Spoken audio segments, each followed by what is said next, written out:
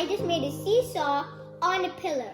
I had really fun building this seesaw and showing this thing to you guys. Yeah. We have 4 kinds of ways to operate this thing. So first is manual swimming. They have to put swinging, and they have to put their own weight and then try to swing. And then the second way, and then we're gonna go to the other ones. You just manually swing. So it just goes and then goes.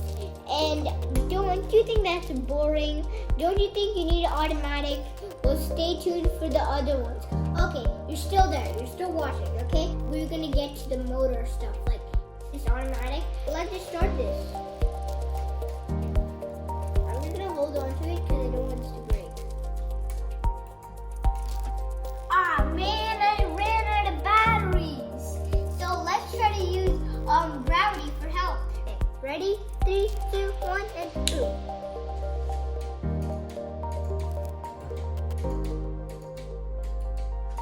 See the power of the snap? I teleported there and I also tied it up. Well, that's the magic power.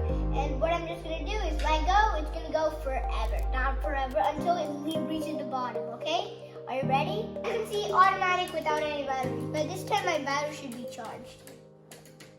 It's almost there. All I did is just take a string, tie it to this way. It just made out of Lego. It's heavy, so gravity can do its job. And also, this is just a spinner. As you remember yo-yos, it can work similar. So it's just that you take it like this. It's too heavy that it has to rotate, and then it's spinning like the other stuff. Okay. So but if we put 2 less, like 1 brick, then it's just gonna be like a hanging ball, sleeping, doing nothing. So we need exact amount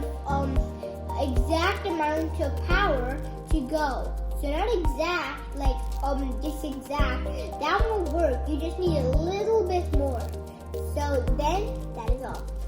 Right here we have got a spinning wing. So there's a wing on every single one.